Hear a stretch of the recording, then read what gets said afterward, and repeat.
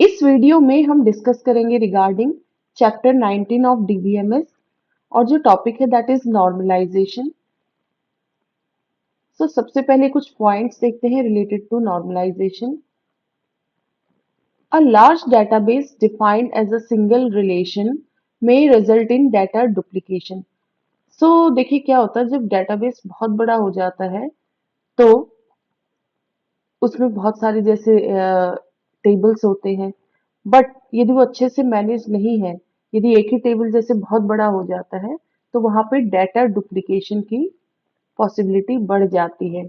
और repetition of data जब होता है मतलब डेटा डुप्लीकेशन ज्यादा हो जाता है तो उसमें फिर क्या क्या प्रॉब्लम्स आती है वो हम देखेंगे। This repetition of data may result in, तो रिपीटिशन की वजह से सबसे पहली बात वो टेबल बहुत बड़ा हो जाएगा unnecessarily. So making relations very large, relations मतलब टेबल्स को ही कहा जाता है। Then it isn't easy to maintain and update data, उसमें डाटा मेंटेन करना और अपडेट करना इजी नहीं रहेगा, as it would involve searching many records in a relation, बहुत सारे रिकॉर्ड्स को सर्च करना पड़ेगा एट ए टाइम वहां पे। देन थर्ड है wastage and poor utilisation of disk space and resources, एक ही रिकॉर्ड बार बार रिपीट हो रहा है तो रिपीटिशन की वजह से क्या वेस्टेज हो रहा है और डिस्क स्पेस का पुअर यूटिलाइजेशन हो रहा है, तो रिसोर्सेज का वेस्टेज हो रहा है यहाँ पे। देन लास्ट पॉइंट है the likelihood of errors and inconsistencies increases, तो एरर्स और इनकंसिस्टेंसी की भी चांसेस बढ़ जाते हैं। तो हमें इस रिपीटिशन ऑफ डाटा को रोकना होता है, मतलब अननेसेसरी का जो डुप्लीकेशन है उसको हटाना होता है। So to handle these problems, we should analyze and decompose the relations with redundant data into smaller, simpler and well-structured relations। ये देखिए smaller, simpler and well-structured relations। हम क्या करते हैं, ऐसा कोई बड़ा रिलेशन या टेबल होता है तो उसको हम एनालाइज करेंगे सबसे पहले तो कि कहीं डुप्लीकेशन तो नहीं है, अननेसेसरी का डाटा, रिडंडेंट डाटा तो नहीं है, तो उसको एनालाइज करेंगे और फिर उस रिलेशन को हम क्या करेंगे, उस बड़े वाले टेबल को, रिलेशन को हम डिकम्पोज कर देंगे छोटे टेबल में। बड़े टेबल में रिडंडेंट डाटा था, फिर नॉर्मलाइज करके उसको हम, और नॉर्मलाइज वाले प्रोसेस के दौरान उसको हम बड़े वाले रिलेशन को छोटे टेबल्स में उसको हम डिकम्पोज कर देते, वो टेबल छोटे भी होंगे, सिंपल भी होंगे और वेल स्ट्रक्चर्ड होते हैं, उसमें ये डाटा रिडंडेंसी, डुप्लीकेशन ये सब हम रिमूव कर देते हैं। और यही हमारी डिजायरेबल प्रॉपर्टीज है, यही हमें चाहिए। सो ये जो स्मॉलर रिलेशंस होते हैं दैट आर सेटिस्फाई ये सेटिस्फाई करते हैं जो भी डिजायरेबल प्रॉपर्टीज हमको चाहिए ना। नॉर्मलाइजेशन की प्रोसेस के थ्रू ही हम ये करते हैं लार्जर टेबल को डिकम्पोज करने का काम। Normalisation is a process of decomposing the relations into relations with fewer attributes, attributes भी कम हो जाते हैं उसमें और टेबल भी स्मॉल हो जाता है। हाँ बस स्मॉल वो बिगर साइज के टेबल को हम ब्रेक कर देते हैं स्मॉलर साइज टेबल्स में, एक दो या तीन ऐसे टेबल्स में उसको हम ब्रेक कर देते हैं और वो इस तरीके से डाटा रिडंडेंसी भी रिमूव हो जाती है और एट्रीब्यूट्स भी कम हो जाते हैं, टेबल भी सिंपलर हो जाता है एंड इजी टू मेंटेन। अब नॉर्मलाइजेशन क्या है? सो नॉर्मलाइजेशन देखते हैं अब क्या है कि एग्जैक्टली नॉर्मलाइजेशन में होता क्या है। So normalization is the process of organizing the data in the database. So database में data को properly organize करने की process को ही normalization कहते हैं हम। Normalization is used to minimize the redundancy from a relation or set of relations. So normalization का purpose ही होता है कि redundant data को remove करना। वो रिमूव तो देखिए टोटली कोई चीज हो नहीं पाती, वो तो उसको मिनिमाइज करने की कोशिश की जाती है क्योंकि डाटा बहुत ज्यादा, थोड़ा बहुत इनकंसिस्टेंसी, रिडंडेंसी की पॉसिबिलिटीज रहती है, बट स्टिल उसको ज्यादा से ज्यादा कोशिश की जाती है कि उसको कम किया जाए। ठीक है, और वो रिडंडेंसी डेटाबेस में किसी एक रिलेशन में हो सकती है या मोर than one relation, set of relations में भी हो सकती है। तो उन सारे रिलेशंस को एनालाइज किया जाता है और उनको फिर नॉर्मलाइज किया जाता है। So it is also used to eliminate undesirable characteristics like insertion, update and deletion anomalies। Anomalies मतलब जब insertion, update और deletion के टाइम जो गड़बड़ियां हो जाती हैं, शॉर्टकमिंग्स आ जाती हैं, तो वो भी एलिमिनेट कर दी जाती है नॉर्मलाइजेशन के थ्रू। तो नॉर्मलाइजेशन का पर्पस, दूसरा पर्पस क्या है? इन एनोमलीज को एलिमिनेट करना। कौन सी एनोमलीज को? इंसर्शन, अपडेट और डिलीशन एनोमलीज। डेटाबेस से इंटरेक्ट करते वक्त इंसर्शन, अपडेशन या डिलीशन के वक्त कोई एनोमली आ जाती है तो वो भी यदि नॉर्मलाइज डाटा रहेगा तो ये एनोमलीज मिनिमाइज हो जाती है या बिल्कुल एलिमिनेट भी हो जाती है। Normalization divides the larger table into smaller and links them using relationships. Larger table को वो smaller में decompose कर देता है normalization, but फिर वो smaller tables को आपस में connect कर देता है through the concept of जो कि हमने foreign की के concept में देखा था तो relationship के through उन tables को connect कर दिया जाता है। Now last point है the normal form is used to reduce redundancy from the database table. तो normal form क्या करता है database table से redundancy को remove कर देता है। नाउ हमें नॉर्मलाइजेशन की जरूरत क्यों पड़ती है? Why do we need normalisation? The main reason for normalising the relations is removing these anomalies. हमारा मेन पर्पस एनिमलीज रिमूव करने का ही होता है। Failure to eliminate anomalies leads to, यदि हम एनिमलीज को नहीं रिमूव करेंगे तो डाटा रिडंडेंसी के चांसेस बढ़ जाते हैं और डाटा इंटीग्रिटी की प्रॉब्लम्स आ जाती है और बाकी और भी बहुत प्रॉब्लम्स आ जाती है। जैसे जैसे डेटाबेस लार्जर होता जाएगा ये ग्रो करता जाएगा। So failure to eliminate anomalies leads to data redundancy and can cause data integrity and other problems as the database grows. Normalization consists of a series of guidelines that helps to guide you in creating a good database structure. So normalisation क्या होता है? इसमें कुछ series of guidelines होती हैं, उनकी मदद से वो गाइडलाइंस हमें गाइड करती है कि कैसे एक अच्छा डेटाबेस स्ट्रक्चर क्रिएट किया जाता है। तो अलग अलग नॉर्मलाइजेशन के फॉर्म्स होते हैं। तो अब सबसे पहले जो हमने एनिमलीज पढ़ी कि वो एनिमलीज भी रिमूव होती है तो अलग अलग टाइप के एनिमली भी देख लेते हैं क्या क्या है। सो जब डाटा मॉडिफिकेशन हम कर रहे होते हैं डेटाबेस में तो कुछ एनिमलीज आ जाती है और इन एनिमलीज को हम तीन कैटेगरी में कैटेगराइज कर सकते हैं: insertion anomaly, deletion anomaly and updation anomaly. So data modification anomalies can be categorized into three types: insertion anomaly, then deletion anomaly and updation anomaly. Insertion anomaly क्या है? Insertion anomaly refers to when one cannot insert a new tuple into a relationship due to lack of data. नया tuple ही आप insert नहीं कर पाएंगे एक relationship में क्योंकि डाटा की कमी के कारण। तो ये कोई एनिमली आती है कि जिसमें आप इंसर्शन ही प्रॉपरली ना कर पाओ तो वो होती है इंसर्शन एनिमली। डिलीशन एनिमली मतलब the delete anomaly refers to the situation where the deletion of data results in the unintended loss of some other important data.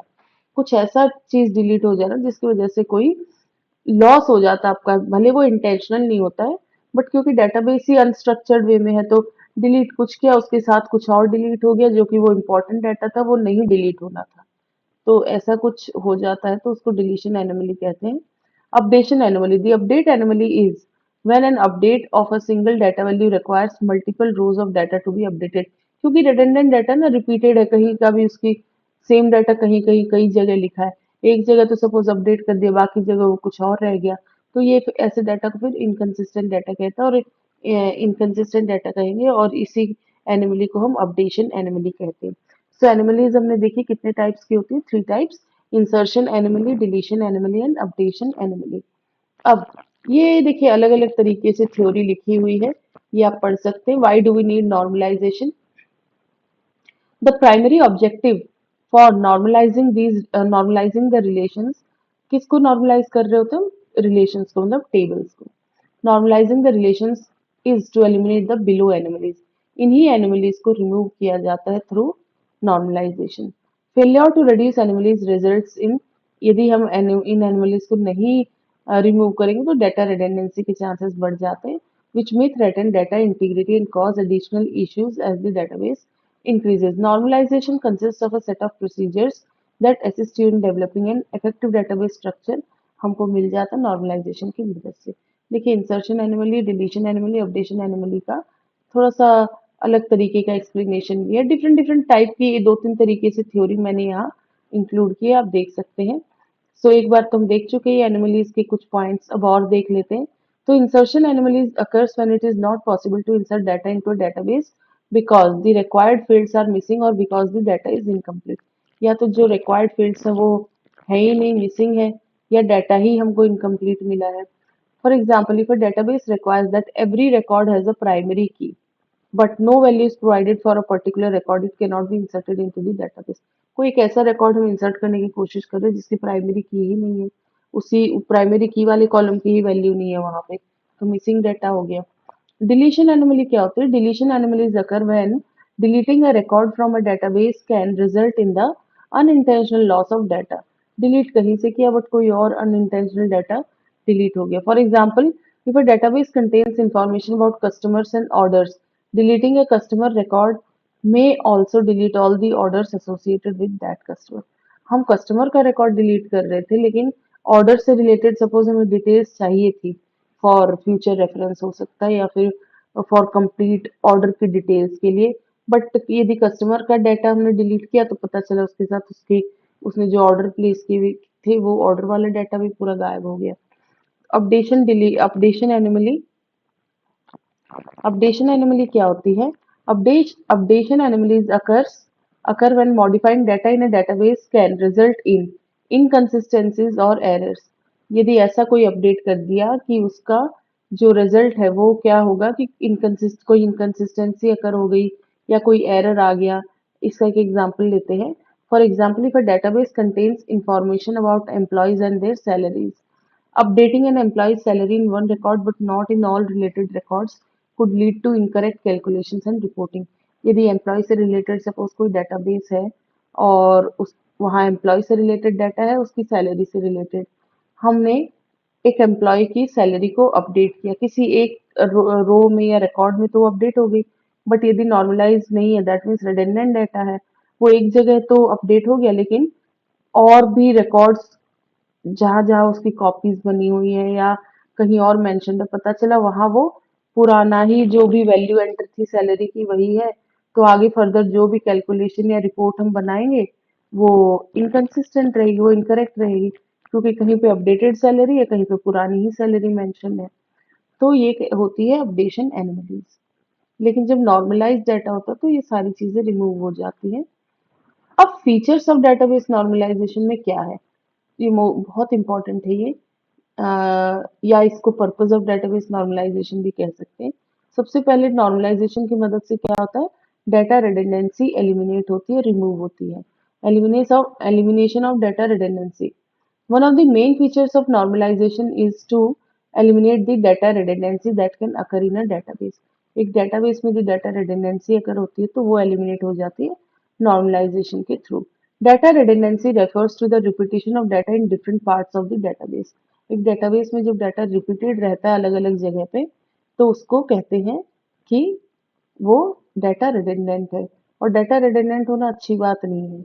एक तो वो इनकंसिस्टेंट डाटा रहेगा यदि उसमें अपडेशन या कुछ भी हम करेंगे, और डिस्क स्पेस अननेसेसरी का वेस्टेज हो रहा है रिसोर्सेज का, डिस्क स्पेस यूटिलाइजेशन ज्यादा हो रहा है। Now, normalization helps in reducing or eliminating this redundancy, which can improve the efficiency and consistency of the database.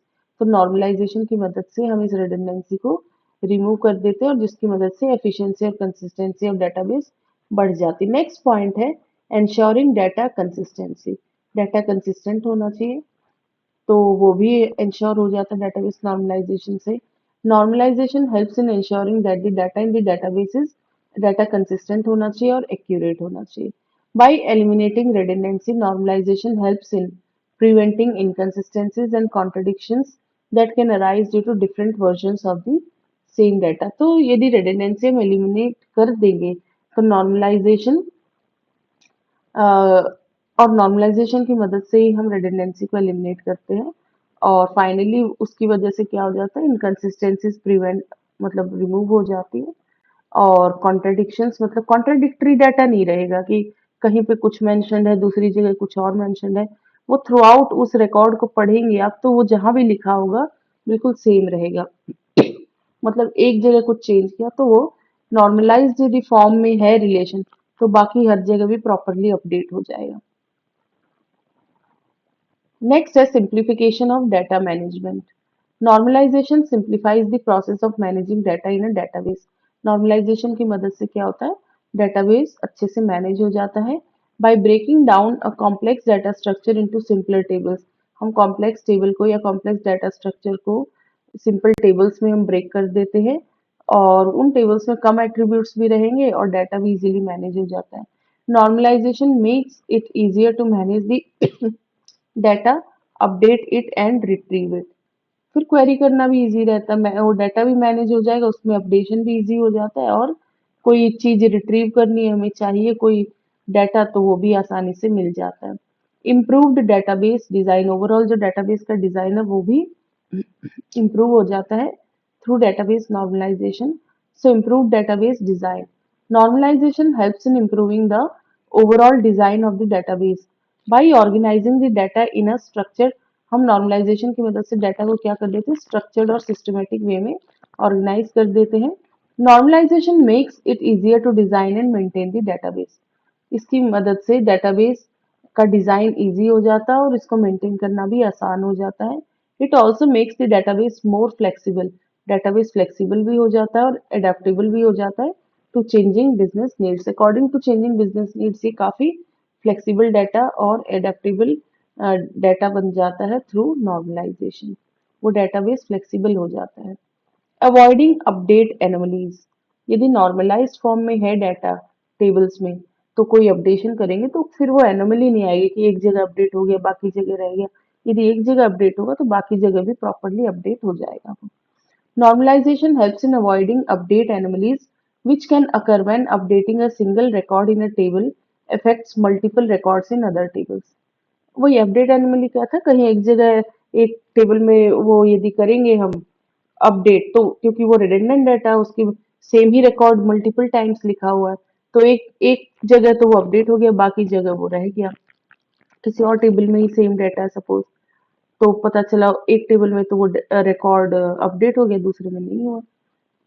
Normalization ensures that each table contains only one type of data and that the relationships between the tables are clearly defined, which helps in avoiding such anomalies. तो normalization की मदद से कोई एक table एक ही type का data लेगा और फिर बाकी जो स्मॉलर टेबल्स हम डिकम्पोज कर देते हैं बड़े टेबल को छोटों में, फिर वो आपस में जो है वो टेबल्स भी रिलेटेड रहते हैं, रिलेशनशिप्स भी क्लियरली डिफाइंड रहती हैं, और इस वजह से नॉर्मलाइज जो डेटाबेस होगा तो वहाँ अपडेट एनोमलीज अवॉइड हो जाती हैं या एलिमिनेट हो जाती हैं।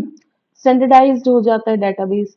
Standardisation, normalisation helps in standardising the data in the database by organizing the data into tables and defining relationships between them.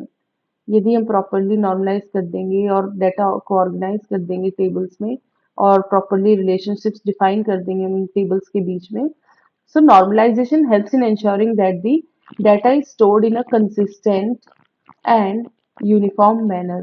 तो डेटाबेस ये नॉर्मलाइजेशन क्या इंश्योर करता है कि डाटा फाइनली किस फॉर्म में स्टोर्ड रहे, कंसिस्टेंट और यूनिफॉर्म मैनर में। अब टाइप्स ऑफ नॉर्मल फॉर्म्स देख लेते हैं। तो सबसे पहले कुछ पॉइंट्स देखते हैं। Normalisation works through a series of stages called normal forms. Normalisation का भी एक तरीका होता है, सेट ऑफ रूल्स होते हैं, इसमें स्टेजेस होती है। तो नॉर्मलाइजेशन की पूरी प्रोसेस कोई एक एक सिंगल प्रोसेस नहीं है, ये सीरीज ऑफ स्टेजेस है, इस स्टेजेस में काम करती है और इन्हीं स्टेजेस को हम कहते हैं normal forms. The normal forms apply to individual relations.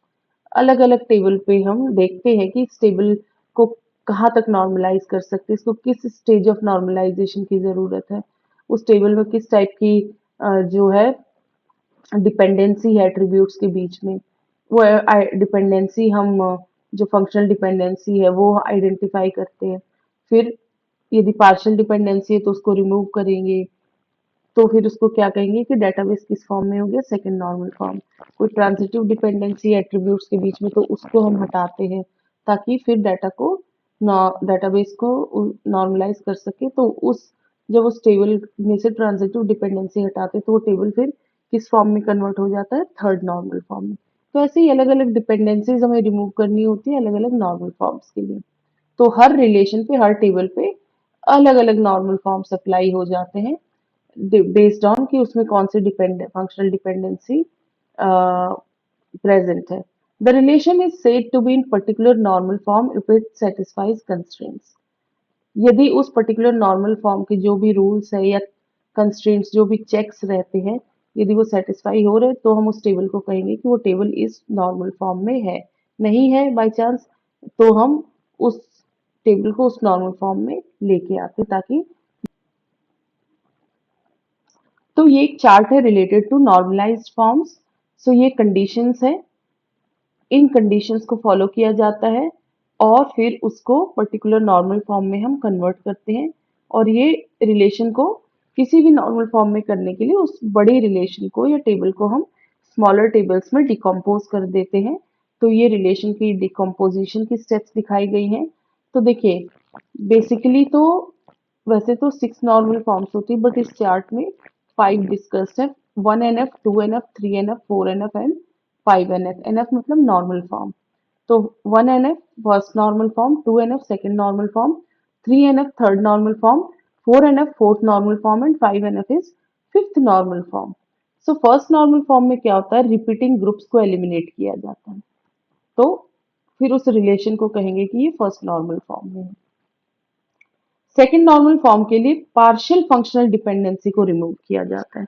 तो पहले हम देख लेते हैं कि टेबल में पार्शियल फंक्शनल डिपेंडेंसी यदि है तो हम उसको रिमूव करेंगे। तो फिर जैसे ही रिमूव कर देंगे तो फिर वो पार्शियल डिपेंडेंसी रिमूव हो जाती है और फिर टेबल को क्या कहेंगे कि वो सेकेंड नॉर्मल फॉर्म है। बट उसके लिए हमने जैसे रिलेशन को डिकम्पोज कर दिया दो छोटे रिलेशन में, इसीलिए इधर फर्स्ट नॉर्मल फॉर्म में सपोज रिलेशन था, तो फर्स्ट नॉर्मल फॉर्म में आने के बाद रिलेशन R1 बन गया। पहले नॉर्मल ओरिजिनल रिलेशन R था सपोज, उसमें से हमने रिपीटिंग ग्रुप्स को एलिमिनेट कर दिया, फिर हमको क्या मिलेगा R1 फर्स्ट नॉर्मल फॉर्म। कोई भी नेक्स्ट नॉर्मल फॉर्म तक जाने के लिए रिलेशन पहले प्रीवियस वाली फॉर्म तक रहना चाहिए। तो R1 रिलेशन को अब हम 2NF में करने के लिए इसको फर्दर सपोज दो रिलेशंस में हमने ब्रेक कर दिया 1 एंड 2। तो 1 1 था, फिर 1 2 हो गया फिर यहाँ 2NF के बाद ये रिलेशन किस फॉर्म में हो गया, सेकेंड नॉर्मल फॉर्म, इसलिए हमने लिख दिया R2। अब इस R2 में हम देखेंगे कि कोई ट्रांजिटिव डिपेंडेंसी है क्या, यदि है तो उसको हम रिमूव करेंगे। उसको रिमूव करने के बाद सपोज उसको हमने तीन तीन में हमें डिवाइड करना पड़ा तो वो ट्रांजिटिव डिपेंडेंसी रिमूव हो जाएगी। तो देखिए 2 वाले को 2 2 2 लिखा है, लेकिन हमने उसको भी स्मॉलर 3 उसमें ब्रेक कर दिया। ठीक है, तो R21, R22, R23 ये एक नॉर्मल चीज लिखिए, कोई स्टैंडर्ड नहीं है कि इतने ही पोर्शन स्मॉलर में डिवाइड होगा, ज्यादा भी हो सकते हैं कम भी। अब R2 के बाद सपोज हमने ट्रांजिटिव डिपेंडेंसी भी रिमूव कर दी, तो रिलेशन फिर किस फॉर्म में आ जाएगा, थर्ड नॉर्मल फॉर्म।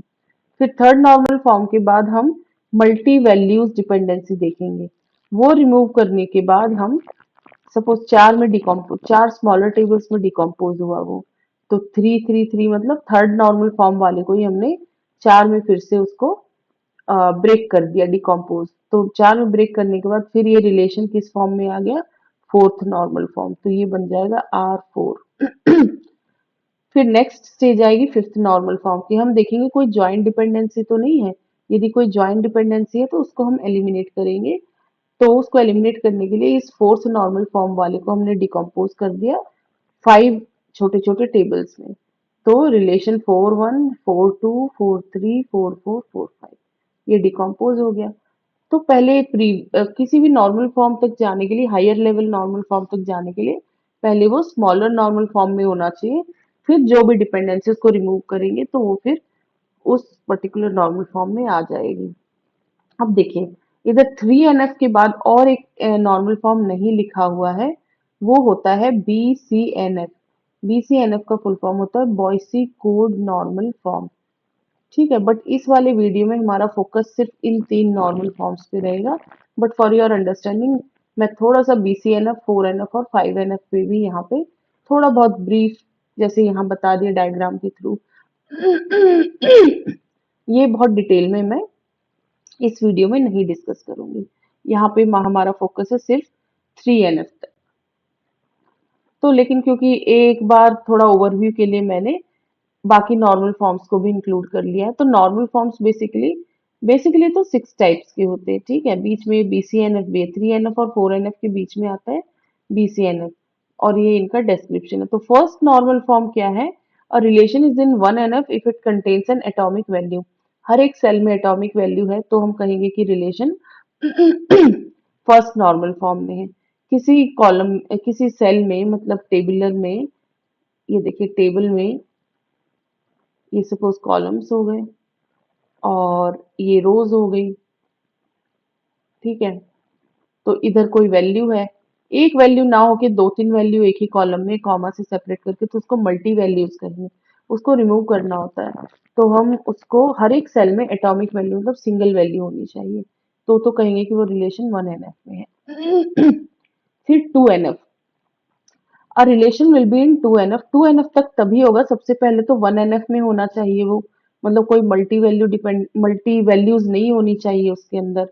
और दूसरा फिर हम उसमें देखेंगे कि कोई नॉन प्राइम एट्रीब्यूट किसी की पे, प्राइमरी की पे, मतलब वो तो नहीं है कि पार्शियली डिपेंडेंट है। यदि कोई पार्शियल डिपेंडेंस है तो उसको हम रिमूव करेंगे। हम सारे नॉन की एट्रीब्यूट्स को क्या करेंगे, फुल्ली डिपेंडेंट करेंगे प्राइमरी की पे। ठीक है, पार्शियल डिपेंडेंसी हमें रिमूव करनी। तो यदि रिलेशन 2NF में तभी माना जाएगा यदि वो 1NF में है, और and all non key attributes are fully functionally dependent on the primary, मतलब पार्शियल डिपेंडेंसी नहीं होनी चाहिए, फुल डिपेंडेंसी होनी चाहिए। फिर सपोज 2NF में है वो टेबल, तो 3NF में कब माना जाएगा? A relation will be in 3NF if it is in 2NF and no transitive dependency, no transition dependency exists, या transitive dependency भी कहते हैं इसको। सो कोई ट्रांजिशन डिपेंडेंसी इसके अंदर एग्जिस्ट नहीं करनी चाहिए। ट्रांजिशन डिपेंडेंसी होती है जब कोई नॉन प्राइम एट्रीब्यूट किसी दूसरे नॉन प्राइम एट्रीब्यूट पे फंक्शनली डिपेंडेंट होता है, मतलब हर नॉन प्राइम एट्रीब्यूट को प्राइमरी की पे ही डिपेंड होना, किसी दूसरे नॉन प्राइम एट्रीब्यूट पे फंक्शनली डिपेंडेंट नहीं होना है। यदि है तो फिर हम उसको रिमूव करते हैं उस ट्रांजिटिव डिपेंडेंसी को, तो हम कहेंगे कि फिर वो 3NF में। फिर सपोज हम रिलेशन को 3NF में ले आए, तो बॉयसी कोड नॉर्मल फॉर्म क्या होता है? और स्ट्रॉन्गर डेफिन, ये 3NF का ही स्ट्रॉन्गर वर्जन है। उसको फिर हम मतलब कुछ और चीजें रिमूव कर देते हैं, तो अ, उसको कहेंगे बॉयसी कोड नॉर्मल फॉर्म, BCNF। क्योंकि हम BCNF, 4NF, 5NF को डिटेल में देख ही नहीं रहे, तो यहाँ पे बहुत डिटेल में मैं एक्सप्लेन भी नहीं करूंगी इन्हें, बस एक एक दो दो लाइन देख लेते हैं इनकी। A relation will be in 4NF if it is in Boyce code normal form and has no multi-valued dependency, इसमें कोई मल्टी वैल्यूड डिपेंडेंसी नहीं होनी चाहिए और रिलेशन BCNF में होना चाहिए। तो multi valued dependency by chance है तो उसको हम रिमूव करेंगे ताकि हम 4NF तक रिलेशन को ला सके। 5NF में वो कब माना जाएगा? 5NF, a relation is in 5NF if it is in 4NF and does not contain any joint dependency, joining should be lossless। सो देखिए 4NF में होना चाहिए और उसमें कोई ज्वाइंट डिपेंडेंसी नहीं होनी चाहिए। और देखिए ये ज्वाइनिंग जो है ये लॉसलेस, लॉसी, दो टाइप्स की इस तरीके से होती है, जो कि यहाँ डिटेल में हम जा ही नहीं रहे, बट जस्ट फॉर थोड़ा सा ये टर्म्स आगे भी कभी आप डिटेल में भी पढ़ेंगे तो थोड़ा बहुत जानकारी के लिए मैं बता दूं। तो लॉसी लॉसलेस होती है, तो लेकिन ज्वाइनिंग कैसी होनी चाहिए यहाँ पे? लॉसलेस। तो ये जनरल डिस्क्रिप्शन हो गया नॉर्मल फॉर्म्स का। अब हम वन बाय वन देखेंगे। तो देखिए नॉर्मल फॉर्म्स, इनका फर्दर और भी डिस्क्रिप्शन देखेंगे। तो फर्स्ट नॉर्मल फॉर्म के पॉइंट कैसे लिखेंगे? A relation is in first normal form if every attribute, attribute मतलब field, column, if every attribute in that relation is single valued attribute, उनकी उनकी जो वैल्यूज है वो सिंगल वैल्यू होनी चाहिए, एटॉमिक वैल्यूज। एक ही सेल में कॉमा करके मल्टीपल वैल्यूज नहीं होनी चाहिए। सेकेंड नॉर्मल फॉर्म क्या होता है? A relation that is in first normal form, सबसे पहली बात तो फर्स्ट नॉर्मल फॉर्म में होना चाहिए, एंड एवरी नॉन प्राइमरी की attribute is fully functionally dependent on the primary की, तब उस रिलेशन को कहते हैं सेकेंड नॉर्मल फॉर्म। वो फुल्ली फंक्शनली डिपेंडेंट होना चाहिए सेकेंड नॉर्मल फॉर्म पे। एंड देन उसके बाद बारी आती है थर्ड नॉर्मल फॉर्म की, 3NF की। तो a relation is in third normal form if there is no transitive dependency, इसमें कोई ट्रांजिटिव डिपेंडेंसी नहीं होनी चाहिए for non prime attributes as well as, पहले तो वो सेकंड नॉर्मल फॉर्म में होना चाहिए और उसमें कोई ट्रांजिटिव डिपेंडेंसी नहीं होनी चाहिए। अ relation is in 3NF if at least one of the following conditions holds, तो नॉन ट्रिवियल फंक्शनल डिपेंडेंसी, ये थोड़ा सा फॉर्मल डेफिनेशन है, चाहे तो इसको पढ़ लीजिएगा। बाकी मेन समझ में आने वाली बात, मोस्ट इंपॉर्टेंट पॉइंट यही है कि कोई ट्रांजिटिव डिपेंडेंसी नहीं होनी चाहिए। एक्स जैसे सपोज सुपर की मतलब इस वाली साइड में ये की है, और वाई कोई नॉन प्राइम एट्रीब्यूट है। Y is a prime attribute, each element of Y is part of some candidate key. ठीक है, तो ये यदि बिल्कुल नॉन प्राइम एट्रीब्यूट है तो ये पूरी तरह डिपेंडेंट होना चाहिए एक्स पे, मतलब जो भी यहाँ एट्रीब्यूट्स होंगे पार्शियल डिपेंडेंसी नहीं होनी चाहिए और ना transitive.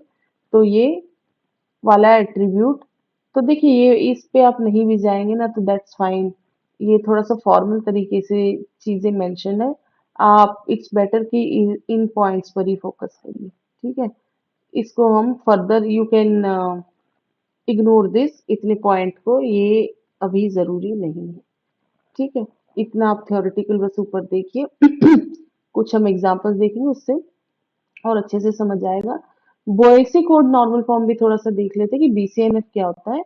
For BCNF the relation should satisfy the below conditions, क्या कंडीशंस होनी चाहिए कि रिलेशन थर्ड नॉर्मल फॉर्म में होना चाहिए, एंड दूसरा पॉइंट है कि इसमें x should be a super की फॉर एवरी फंक्शनल, कोई भी फंक्शनल डिपेंडेंसी उस रिलेशन में होगी, मतलब एट्रीब्यूट्स के बीच में यदि डिपेंडेंसी है कोई भी, तो एक्स जो है वो सुपर की होना चाहिए, ठीक है। कोई भी यहाँ तक मतलब इस साइड में कोई नॉन प्राइम वो वाली चीज नहीं होनी चाहिए, ये सुपर की होनी चाहिए।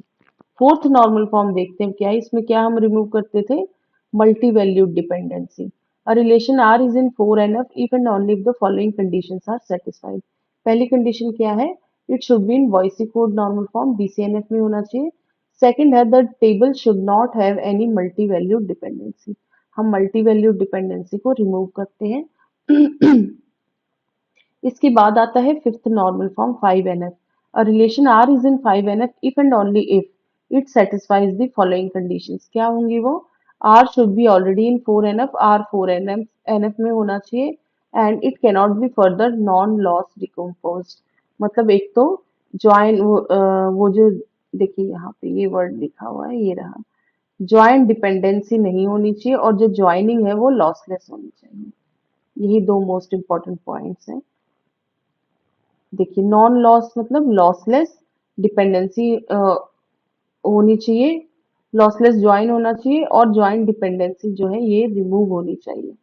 ये थोड़ा सा कॉम्प्लिकेटेड हो गया लेकिन ये वाला पॉइंट इजी है, देखिए ये रहा, it does not contain any join dependency and joining should be lossless. अब ज्वाइनिंग लॉसलेस लॉसी दो तरीके की होती है, that you need not know at this point, ठीक है। इस पे हम बिल्कुल सिर्फ शुरुआत के तीन नॉर्मल फॉर्म्स में फोकस कर रहे हैं अब क्योंकि नॉर्मलाइजेशन में कुछ इंपॉर्टेंट कीज का कॉन्सेप्ट जानना बहुत जरूरी है, तो कुछ हम कीज, वैसे तो हम टॉपिक पढ़ चुके हैं प्रीवियस, इस प्लेलिस्ट में आप देखेंगे तो कीज का टॉपिक ऑलरेडी कवर्ड है, बट स्टिल एक बार हम एज अ रिमाइंडर देख लेते हैं कि क्या क्या कीज डेटाबेस में होती है।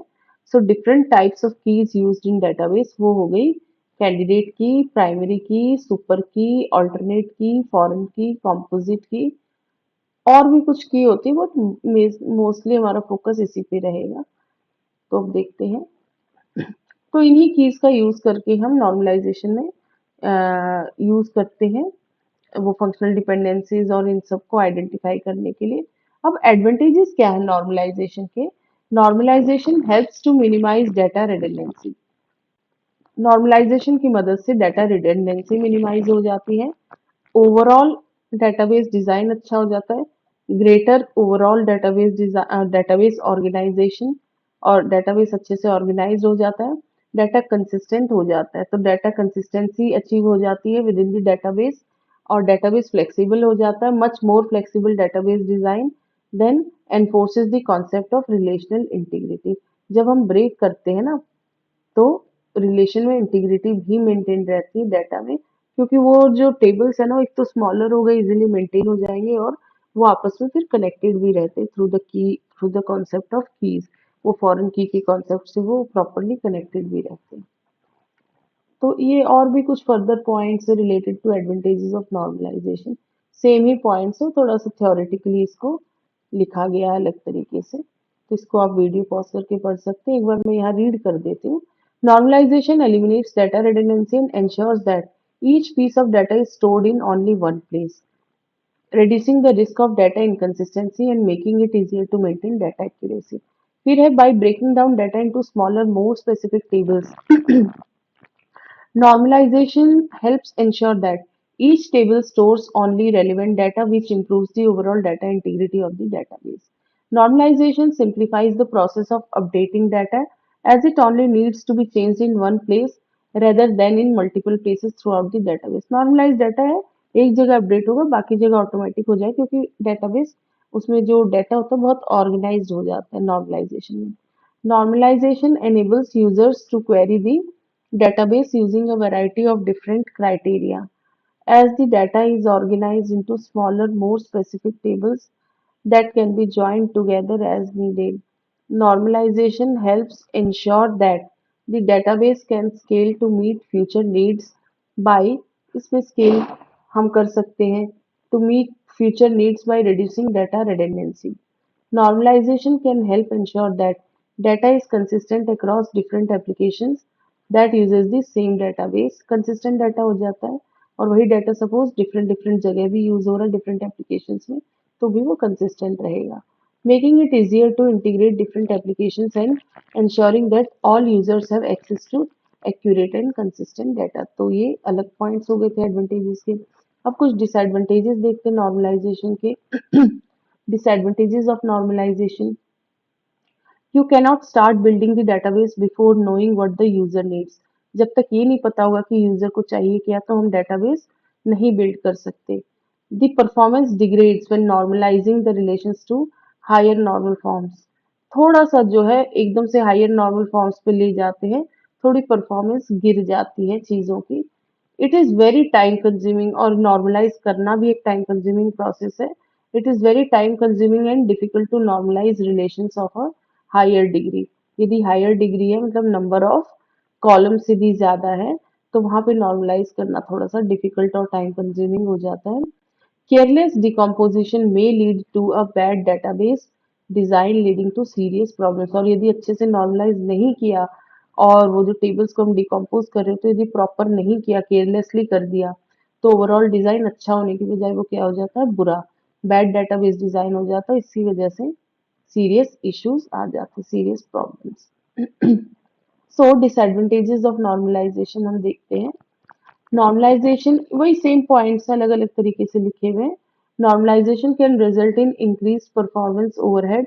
तो परफॉर्मेंस का ओवरहेड जो होता है वो इंक्रीज हो जाता है due to the need for additional join operations and the potential for slower query execution time. क्योंकि एक ही टेबल को हमने डिफरेंट डिफरेंट में ब्रेक कर दिया ना फिर चाहे वो रिलेटेड है बट स्टिल ओवरहेड तो इंक्रीज होगा ना. Then a normalization can result in the loss of data context as data may split across multiple tables and require additional joins to retrieve. हमें क्वेरी थोड़ी सी कॉम्प्लेक्स लिखनी पड़ जाती है कभी भी रिट्रीव करने के लिए क्योंकि डाटा मल्टीपल टेबल्स में स्प्लिट हो गया है. फिर है next point, proper implementation of normalization requires expert knowledge of database design and the normalization process.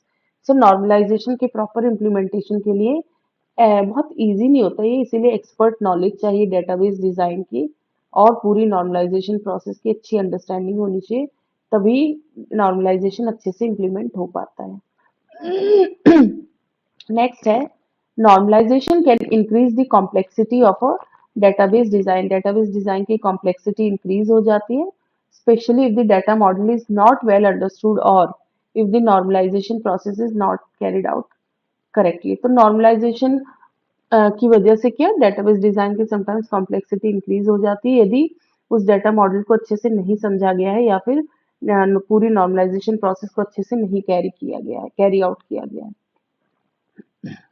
So कुछ और points हैं. Normalization is the process of minimizing redundancy from a relation or a set of relations. So basically normalization के दौरान हम किसी एक particular relation या set of relations में से redundancy को minimize करते हैं या फिर completely भी remove करते हैं. Redundancy in relation may cause redundancy की वजह से क्या क्या anomalies होती थी insertion, deletion and update anomalies. So it helps to minimize the redundancies in relationships. Relations में redundancy minimize हो जाती है इसकी वजह से. Normal forms are used to eliminate or reduce redundancy in database tables. Of normalization of DBMS. In database management system DBMS, normal forms are a series of guidelines that help to ensure that the design of a database is series of guidelines मतलब वो stages के through हो रहा 1NF 2NF ये सब और finally जो design of database है वो efficient हो जाता है organized हो जाता है and free from data anomalies.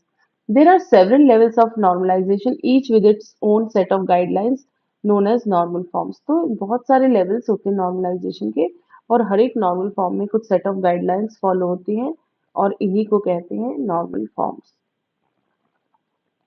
तो important points regarding normal forms है first normal form, second normal form, third normal form.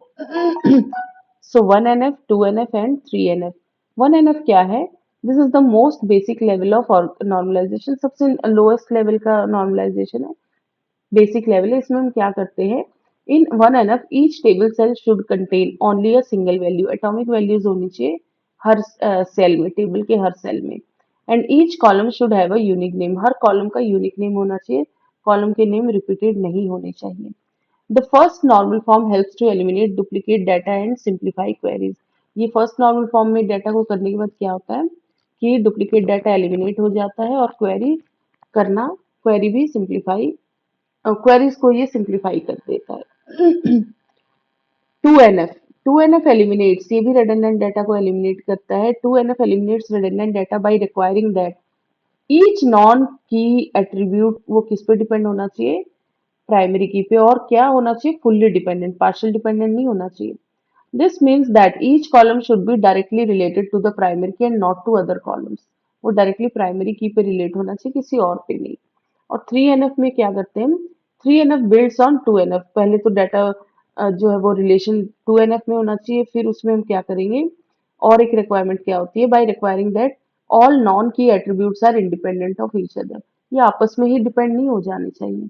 मतलब ट्रांजिटिव डिपेंडेंसी ये एग्जिस्ट करती है तो हम उसको रिमूव करके थर्ड नॉर्मल फॉर्म में करते हैं. मतलब ट्रांजिटिव का मतलब कोई भी नॉन प्राइम एट्रीब्यूट यदि किसी दूसरे नॉन प्राइम एट्रीब्यूट पे फंक्शनली डिपेंडेंट है तो उस डिपेंडेंसी को कहते हैं ट्रांजिटिव डिपेंडेंसी. मतलब वो उसको प्राइमरी की जरूरत ही नहीं पड़ रही उसको किसी की जरूरत नहीं पड़ रही वो नॉन प्राइम एट्रीब्यूट दूसरे नॉन प्राइम एट्रीब्यूट से हम आइडेंटिटी मतलब उसको डिटरमाइन कर पा रहे हैं. तो ऐसे डिपेंडेंसी को हम रिमूव करते हैं ट्रांजिटिव डिपेंडेंसी को और फाइनली उसको किस फॉर्म में करते हैं हम फाइनली हम उसको इसमें ऐसे फॉर्म में करते हैं कि सारे नॉन की एट्रीब्यूट्स किस पे डिपेंड होने चाहिए प्राइमरी की पे. सो उस डिपेंडेंसी को हम रिमूव करते हैं ट्रांजिटिव डिपेंडेंसी को. So this means that each column should be directly related to the primary key and not to any other columns in the same table. उस टेबल के किसी नॉन प्राइम एट्रीब्यूट पे वो depend नहीं होना चाहिए. सारे नॉन प्राइम एट्रीब्यूट्स को फाइनली प्राइमरी की पे या जो भी की है उस पर डिपेंड होना चाहिए. सो 1NF में मल्टीपल वैल्यूज जो होती है सेल की उसको रिमूव किया जाता है. 2NF में हम पार्शियल डिपेंडेंसी को रिमूव करते हैं और 3NF में हम ट्रांजिटिव डिपेंडेंसी को रिमूव करते हैं. वैसे यदि BCNF 4NF और 5NF के भी इंपॉर्टेंट पॉइंट्स बात करें तो BCNF ये stricter form of 3NF है that ensures that each determinant in a table is a candidate key. In other words, BCNF ensures that each non-key attribute is dependent only on candidate key. देखिए primary की मतलब एक column नहीं भी है set of columns है suppose तो वो किसी कैंडिडेट की पर ही डिपेंड होना चाहिए नॉन प्राइम एट्रीब्यूट वो किसी और पे नहीं डिपेंड होना चाहिए. 4NF है it is further refinement of BCNF को और रिफाइन किया जाता है और इसमें मल्टी वैल्यूड डिपेंडेंसीज को रिमूव किया जाता है. That ensures that a table does not contain any multi valued dependencies. Fifth normal form होती है 5NF. 5NF is the highest level of normalisation. ये हाईएस्ट लेवल ऑफ नॉर्मलाइजेशन है and involves decomposing a table into smaller tables to remove data redundancy and improve data integrity.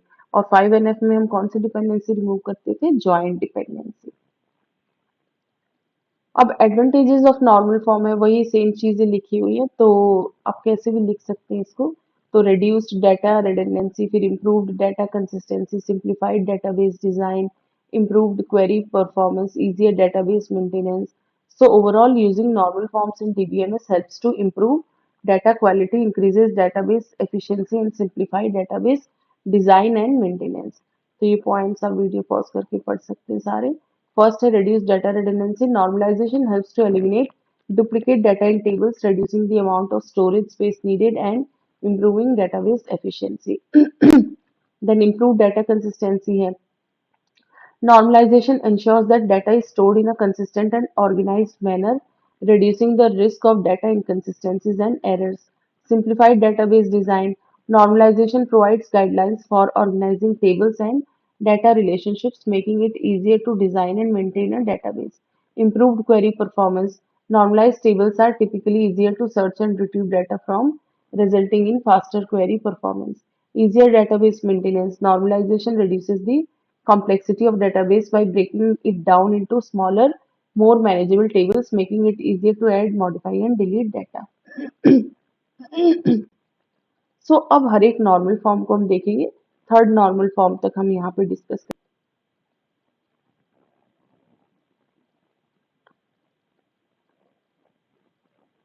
So 1NF के points देखते हैं कुछ।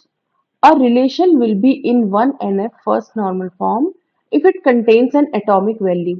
हर एक जो value होगी cell में वो एटॉमिक होनी चाहिए और कॉमा करके मल्टीपल वैल्यूज हम नहीं लिख सकते वहां पे।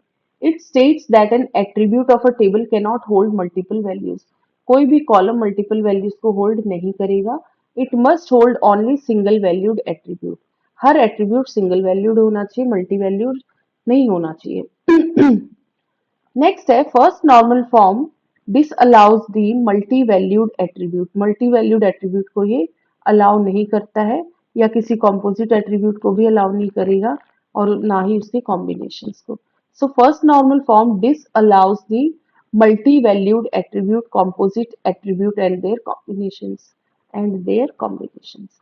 जैसे एग्जांपल देखते हैं, एग्जांपल के थ्रू बहुत इजीली समझ में आएगा।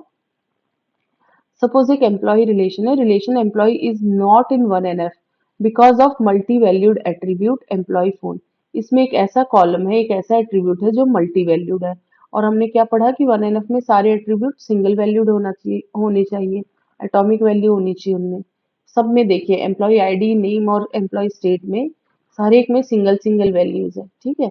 लेकिन एक एम्प्लॉय फोन है जिसमें कॉमा करके हमने जैसे दो फोन नंबर डाल दिए, यहाँ पे तो ठीक है सिंगल वैल्यू है लेकिन यहाँ फिर से दो फोन नंबर आ गए। क्लियर? तो ये मल्टी वैल्यूड हो गई, तो ये पूरा कॉलम ही हमें अ, इस वाले एट्रीब्यूट में फिर ऐसा कुछ करना पड़ेगा कि इन वैल्यूज को सेपरेटली लिखना पड़ेगा। तो इसके लिए हम फिर टेबल को क्या करेंगे, थोड़ा इसका स्ट्रक्चर चेंज कर देंगे। तो सपोज ये ओरिजिनल एम्प्लॉय टेबल है बट यहाँ पे employee phone number multi valued है। तो हम इसको क्या करेंगे, डिकम्पोज करेंगे। The decomposition of the employee table into 1NF has been shown below. हम बस इसको अलग अलग उसमें रो में लिख देंगे और जो इसका डाटा है 14 जॉन वो दो बार रिपीट कर देंगे। जैसे ये दो वैल्यूज है तो इनको क्या करेंगे, इस पूरे को हम ऐसे करके दो कॉलम में इसको डिवाइड कर देंगे और ये फोन नंबर एक में लिख देंगे, ये दूसरा दूसरे में, लेकिन फिर 14 जॉन और यूपी ये तीनों में हम रिपीट कर देंगे। वैसे ही हैरी वाला रो तो it would be same. Sam वाले में फिर से रिपीटिशन है तो फिर से इसमें फिर से इसको दो रोज में डिवाइड कर देंगे और 12 सैम करके रिपीट कर देंगे। ये देखिए employee ID, employee name, employee phone and employee state. तो 14 जॉन एंड यूपी ये तो हमने रिपीट कर दिया, देखिए दो दो बार, क्योंकि एम्प्लॉय फोन दो थे, इनको अलग अलग फिर हमने उसमें लिख दिया रो में। फिर 20 हैरी, ये तो ठीक है। देन 12 सैम वाला फिर से रिपीट थे दो नंबर्स, तो हमने स्प्लिट करके दो रोज में कर दिया इसको। फिर ये 12 सैम पंजाब दो दो बार लिख दिया। तो अब ये फर्स्ट नॉर्मल फॉर्म में हो गया। अब हर एक सेल में क्या है, एटॉमिक वैल्यू आ गई, ठीक है। तो हमें क्या हो गया, अब ये टेबल नॉर्मल फॉर्म में हमने अचीव कर लिया। इसका फर्स्ट नॉर्मल फॉर्म का और एक एग्जांपल देखते हैं। If a relation contain composite और multi valued attribute it violates first normal form, और a relation is in first normal form if it does not contain. कोई भी कंपोजिट या मल्टी वैल्यूड एट्रीब्यूट नहीं होना चाहिए। कंपोजिट होता है भले वैल्यू मल्टीपल ना हो, जैसे एड्रेस हो, उसमें पता चला आप स्ट्रीट लाइन्स, उसका पिन स्टेट सब एक ही में लिख रहे हैं, वो नहीं होना चाहिए, उसको कहते हैं कंपोजिट एट्रीब्यूट। तो कंपोजिट एट्रीब्यूट भी नहीं होना चाहिए, ना ही मल्टी वैल्यू एट्रीब्यूट होना चाहिए। अ relation is in first normal form if every attribute in that relation is, वो सिंगल वैल्यूड एट्रीब्यूट होना चाहिए। एक एग्जांपल हम लेते हैं, एग्जांपल 1। जैसे स्टूडेंट टेबल है, रिलेशन स्टूडेंट इन टेबल 1, ये टेबल 1 की बात करते हैं हम। तो ये स्टूडेंट है, रिलेशन का नाम, इस टेबल का नाम, ये 1NF में नहीं है because of multi valued attribute. इसमें मल्टी वैल्यूड एट्रीब्यूट कौन सा है? स्टूडेंट का फोन नंबर, जैसे पहले था। तो यहाँ भी इसको डिकम्पोज करना पड़ेगा। Its decomposition into one N F has been shown in table 2। Table 2 में हमने क्या इसको डिकम्पोज कर दिया, किसमें? फर्स्ट नॉर्मल फॉर्म में। तो हमको ये मिलेगा। देखिए हमने इन वैल्यूज को क्या किया, डिफरेंट रो में वो कर दिया, और फिर वन राम और स्टूडेंट का स्टेट हरियाणा एंड इंडिया, इनको हमने रिपीट कर दिया। वैसे ही राम पंजाब इंडिया, ये तो सेम ही एक ही वैल्यू है। फिर सुरेश में तो कोई वैल्यू फोन की है नहीं, तो दैट्स फाइन। हमने बस ये पहले वाला जो दो वैल्यूज थे इसको दो डिफरेंट रो में कर दिया, और वन राम और स्टेट और कंट्री को हमने रिपीट करके दो बार लिख दिया। देखिए ठीक है। तो अब ये वाला जो टेबल 2 है ये हमारा फर्स्ट नॉर्मल फॉर्म में हुआ, क्योंकि यहाँ हर एक में देखिए सिंगल वैल्यूज है। ठीक है, यहाँ मल्टी वैल्यूड थी, तो ये मल्टी वैल्यूड एट्रीब्यूट को हमने किस में कन्वर्ट कर दिया? सिंगल वैल्यूड एट्रीब्यूट में। तो हर एक सेल में एटॉमिक वैल्यूज हो गई। और एक सिंपल सा एग्जांपल देखते हैं फर्स्ट नॉर्मल फॉर्म का। सपोज आईडी नेम कोर्सेज ऐसे लिखा, तो देखिए ये कोर्सेज वाला जो एट्रीब्यूट है ये मल्टी वैल्यूड हो गया। C1 C2 नहीं लिख सकते, तो हम इसको ब्रेक कर देंगे ऐसे C1 C2 में, और 1A को रिपीट करके लिख देंगे। 2E C3 तो ठीक है, यहाँ तो ऑलरेडी एक ही वैल्यू है। अब यहाँ फिर से मल्टी वैल्यू आ गई, तो C2 C3 को अलग अलग रो में लिख देंगे, और 3M को, ये वाले दोनों कॉलम्स की वैल्यू को हम रिपीट कर देंगे। तो फाइनली ये वाला जो टेबल है this is in first normal form. So in the above table, course वाला जो attribute है, it is a multi-valued attribute. So it is not in 1NF. और जो below table है, it is in 1NF as there is no multi-valued attribute. अब सारे attribute में atomic values आ गई। ठीक है, कोई भी multi-valued नहीं, कॉमा करके तो नहीं मल्टीपल वैल्यूज हम दे रहे हैं। ठीक है, हर एक में एटॉमिक वैल्यू है। तो ये थी फर्स्ट नॉर्मल फॉर्म। अब हम देखते हैं second normal form. In the 2NF relation must be in 1NF। सबसे पहले तो रिलेशन 1NF में होना चाहिए। Then in the second normal form all non key attributes, सारे non key attributes fully functionally dependent होने चाहिए किस पे? प्राइमरी की कह लो या कॉम्पोजिट की। यदि मोर देन वन एट्रीब्यूट की का पार्ट, मतलब दो या तीन एट्रीब्यूट मिलके की का पार्ट बना रहे हैं, तो वो जो नॉन की एट्रीब्यूट है या नॉन प्राइम एट्रीब्यूट है वो पूरा तीनों पे डिपेंड होना चाहिए, किसी एक पर्टिकुलर की पे नहीं डिपेंड होना चाहिए, क्योंकि तीनों मिलके, तीनों एट्रीब्यूट मिलके की का रोल प्ले कर रहे हैं। ठीक है, तो यदि वो किसी एक पे डिपेंड है तो उसको कहेंगे पार्शियल डिपेंडेंसी, तो उसको हमें रिमूव करना पड़ता है, हमें उसको फुल्ली डिपेंड करना पड़ता है की के ऊपर। एग्जाम्पल लेते हैं। Let's assume a school can store the data of teachers and the subjects they teach. Suppose एक स्कूल ने टीचर और सब्जेक्ट्स के डाटा को स्टोर किया हुआ है।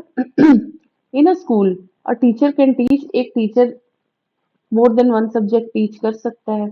तो टीचर आईडी तो यूनिक नहीं हुआ, टीचर आईडी बार बार देखिए रिपीट हो रहा है, क्योंकि वो एक 25 जो टीचर आईडी वो केमिस्ट्री भी पढ़ा रहा है और बायोलॉजी भी देखिए सेम आईडी है। फिर 83 आईडी वाला टीचर जो है वो मैथ भी पढ़ा रहा है, कंप्यूटर भी पढ़ा रहा है। तो इसका मतलब टीचर की आईडी से तो हम यूनिकली आइडेंटिफाई नहीं कर सकते, तो टीचर आईडी अकेले वर्क नहीं करेगा, टीचर आईडी और सब्जेक्ट को हमें साथ में लेना पड़ेगा। ये देखिए ये की का काम कौन करेगा? ये दो एट्रीब्यूट्स मिलके। लेकिन ये जो टीचर एज है ना, ये तो हमको सीधा टीचर की आईडी से मिल जा रही है। टीचर का आईडी पता चल जाए तो टीचर की एज पता चल जा रही है।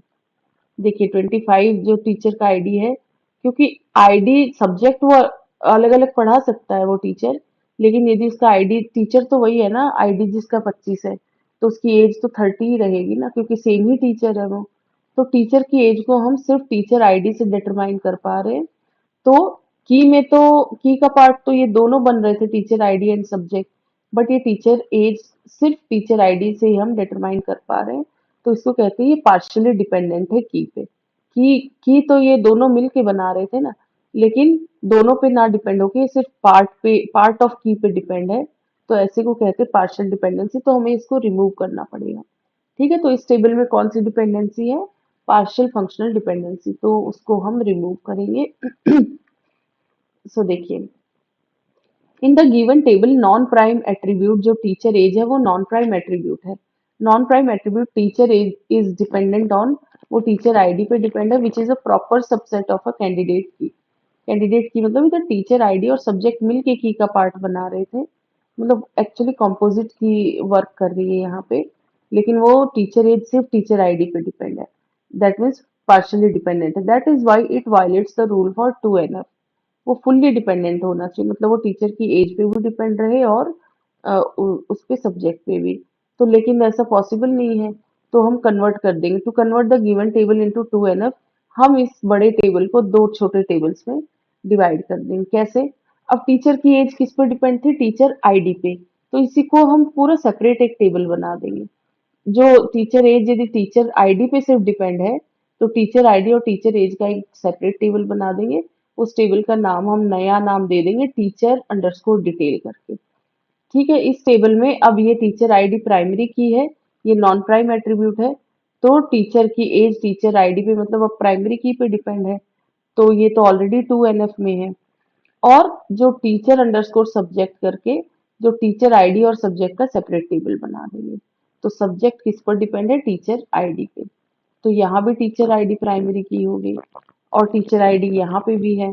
तो यहाँ पे जैसे दोनों कनेक्टेड भी रहेंगे फॉरेन की के कॉन्सेप्ट से, दोनों में कॉमन कॉलम हमने टीचर आईडी ले लिया, तो ये दो सेपरेट टेबल्स में हो गए। और अब हर नॉन प्राइम एट्रीब्यूट किस पर डिपेंड है? वो फुल्ली डिपेंडेंट है प्राइमरी की पे। ठीक है, दोनों ही टेबल्स में, और दोनों टेबल कनेक्टेड है through the concept of primary, through the concept of foreign की। So normalization is a structured method whereby tables are broken down into a controlled manner with the aim of reducing data redundancy, while at the same time data redundancy भी remove होती है और जो data stored data उसकी quality भी enhance होती है। It refers to the process of arranging the attributes and relations of a database in order to minimise. वही सेम चीजें लिखी है, तो ये आप देख सकते हैं, बार बार इसीलिए रिपीटिशन में लिखा गया है क्योंकि यही सेम चीजें रिक्वायर्ड होंगी, बट स्टिल जब भी कोई एग्जाम्पल आएगा और इन पॉइंट्स को हम बार बार पढ़ रहे हैं तो और बेटर अंडरस्टैंडिंग हो रही है हमें। The first normal form and the second normal form are very important towards the achievement of a normalised database. एक प्रॉपर या स्टैंडर्ड नॉर्मलाइज्ड डेटाबेस के लिए आप जैसे 3NF तक भी कर रहे हो तो उसको अच्छा नॉर्मलाइज्ड डाटा कहा जाता है। उसके ऊपर तो फिर कॉम्प्लेक्सिटी और इंक्रीज हो जाती है। तो 3NF तक भी अच्छा स्टैंडर्डाइज डाटा मिल जाता है हमको। Where 1NF is centred on 1NF का मकसद होता है रिपीटिंग ग्रुप्स को या मल्टी वैल्यूज को रिमूव करना। 2NF is associated with the issue of partial dependencies. 2NF में हम पार्शियल डिपेंडेंसीज को रिमूव करते हैं with the aid of these normal forms. ये नॉर्मल फॉर्म्स मिलने के बाद क्या होता है? The database yields high efficiency and can withstand peculiarities that are viewed as anomalies and thereby helping in proper organization of databases। ऐसे second normal form को देखिए, थ्योरेटिकल कुछ एक्सप्लेनेशंस लिखे गए, ये आप देख सकते हैं। The second normal form 2NF is based on the concept off fully functional dependency के ऊपर है, मतलब पार्शियल डिपेंडेंसी नहीं होनी चाहिए, क्या होनी चाहिए? Full functional dependency.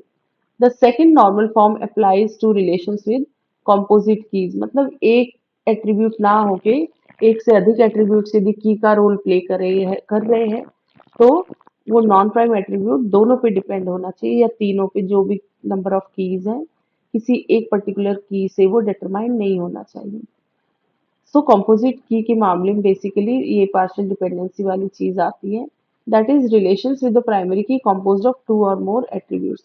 दो दो या उससे अधिक एट्रीब्यूट्स मिलके यदि की का रोल प्ले कर रहे हैं तो फिर ये पार्शियल डिपेंडेंसी वाला इशू आ सकता है, इसको फिर रिमूव करना होता है।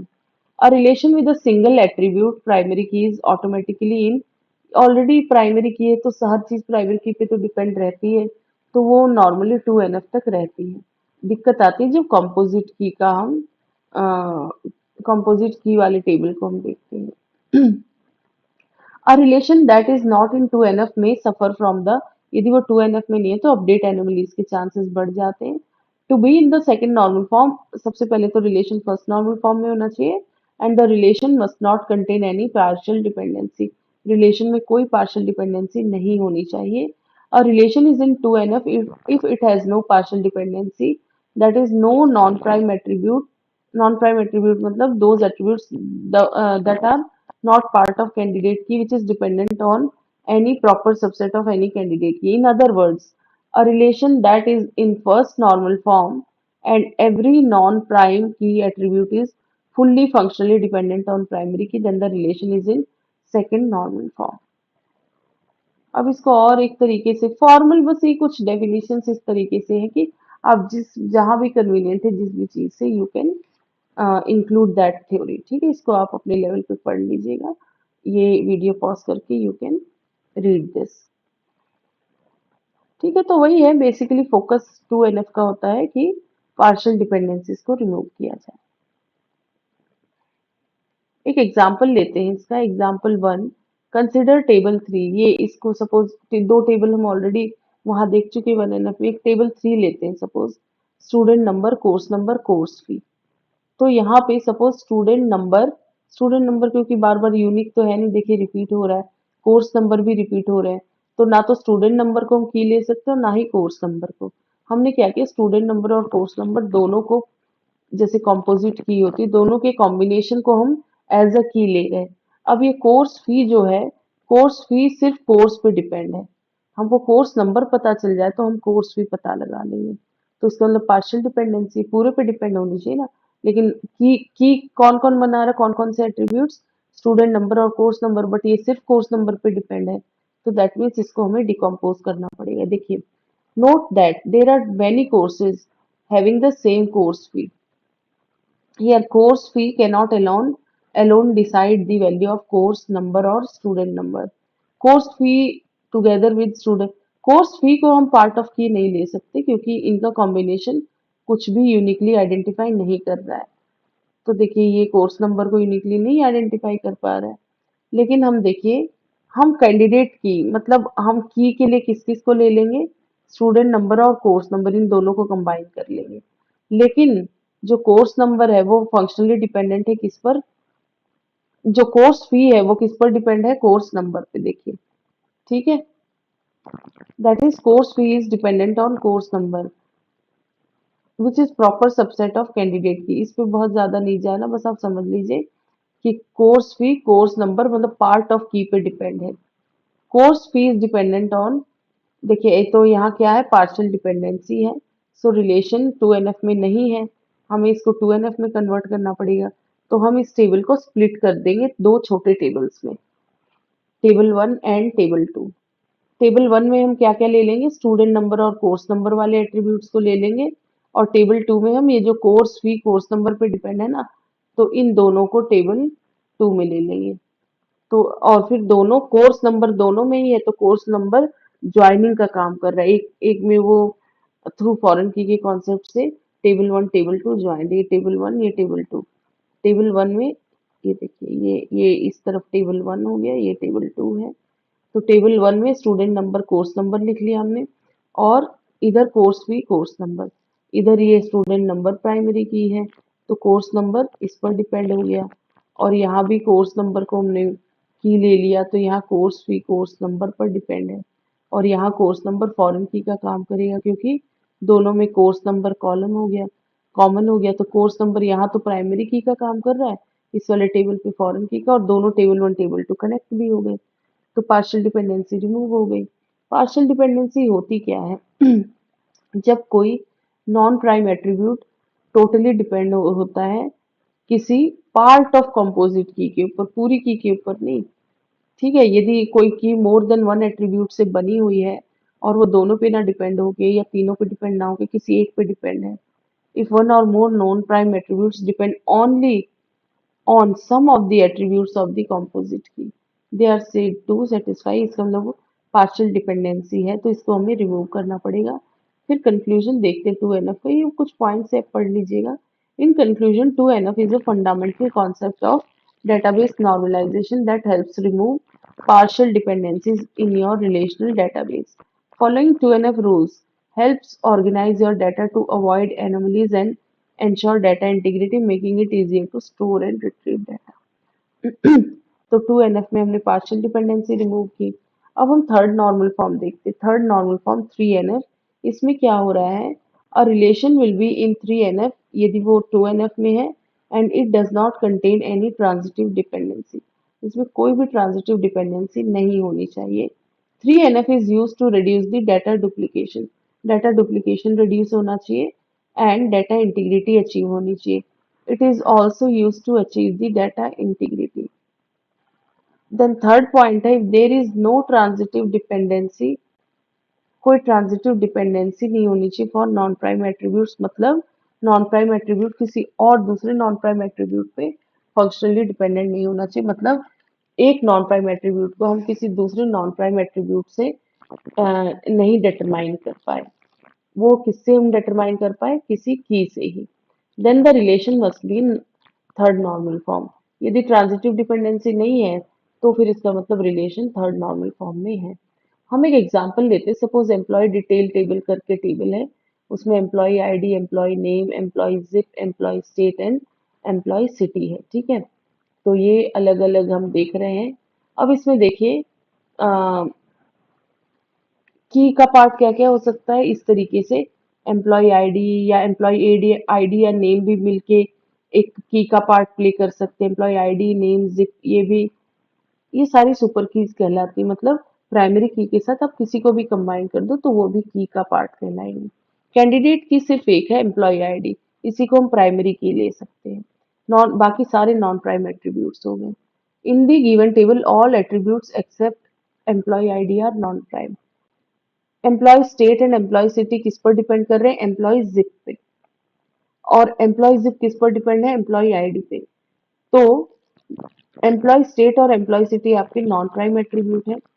तो वो ये किस पर डिपेंड करे? एम्प्लॉय जिप पे. लेकिन एम्प्लॉय जिप किस पे डिपेंड है? एम्प्लॉय आईडी पे. मतलब एम्प्लॉय स्टेट और employee city directly employee ID पे नहीं डिपेंड कर रहे हैं, जो कि प्राइमरी की है एम्प्लॉय आईडी. वो एम्प्लॉय जिप पे डिपेंड कर रहे हैं. मतलब एम्प्लॉय जिप तो खुद एक नॉन प्राइम एट्रीब्यूट है. तो ऐसे को, लेकिन एम्प्लॉय जिप एम्प्लॉय आईडी पे डिपेंड है. तो ये एम्प्लॉय स्टेट और एम्प्लॉय सिटी डिपेंडेंट तो है एम्प्लॉय आईडी पे, बट इनडायरेक्टली डिपेंडेंट है. मतलब इसी को कहते हैं ट्रांजिटिव डिपेंडेंसी. सुपर की पे डायरेक्ट, सुपर की कह लो या प्राइमरी की कह लो, उस पर डायरेक्टली तो डिपेंड नहीं है. It violates the rule of third normal form. That means ये ट्रांजिटिव डिपेंडेंसीज को हमें रिमूव करना पड़ेगा.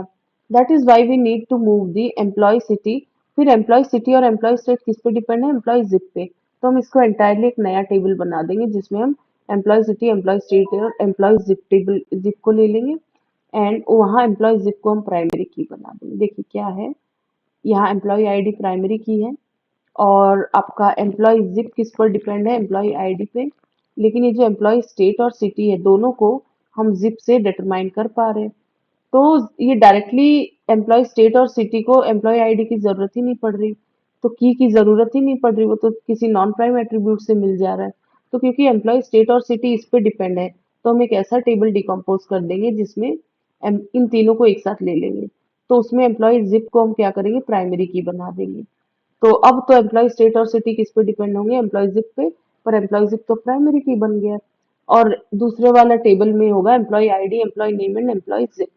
इसमें दूसरे वाले टेबल में देखिए, अभी देखिए डिकम्पोज करेंगे इसको. पहला टेबल हमने बनाया employee table, employee ID, employee name and employee zip. ठीक है. और फिर हमने एम्प्लॉय एम्प्लॉय अंडरस्कोर जिप नाम जिप टेबल बनाया. तो employee zip, employee state, employee city हमने एक में ले लिया. तो अब ये स्टेट और सिटी किस पे डिपेंड है? एम्प्लॉय जिप पे. तो एम्प्लॉय जिप यहाँ हमने प्राइमरी की बना दिया. और इसका प्राइमरी की तो ऑलरेडी एम्प्लॉय आईडी है ही. लेकिन यहाँ पे जो एम्प्लॉय जिप है ये किसका काम करेगा? फॉरेन की का. तो दोनों टेबल्स कनेक्ट भी हो गए और डिकम्पोज भी हो गए.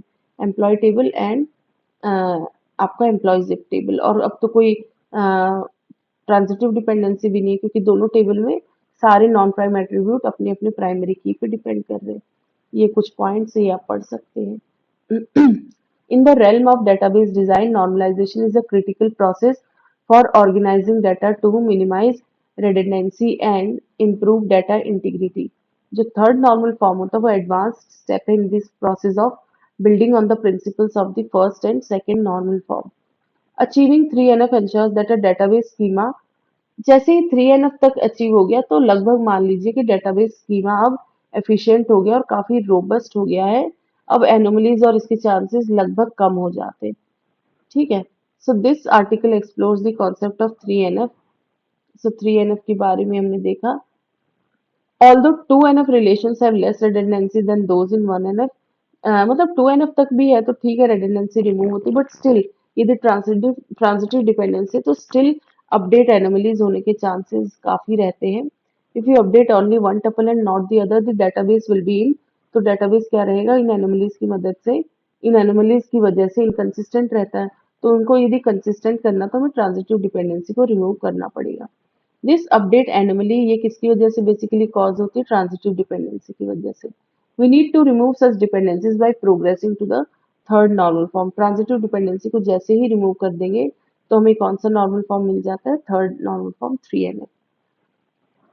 ट्रांजिटिव डिपेंडेंसी वही है जब इनडायरेक्टली कोई नॉन प्राइम एट्रीब्यूट डिपेंड कर रहा है की के ऊपर, वो किसी नॉन प्राइम पे डिपेंड कर रहा है।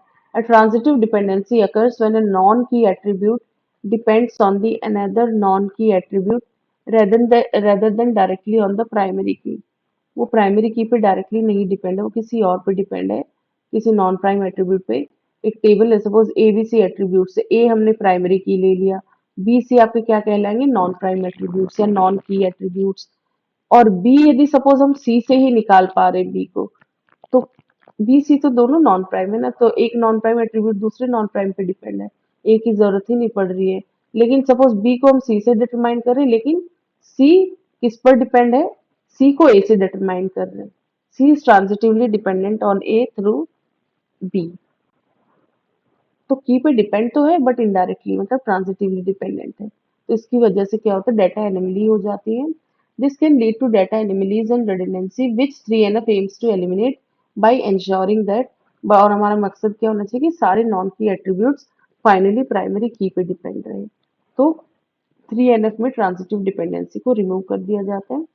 सो इस वीडियो में हमने नॉर्मलाइजेशन देखा, 1NF 2NF 3NF इन तीन नॉर्मल फॉर्म्स को डिटेल में डिस्कस किया। इस वीडियो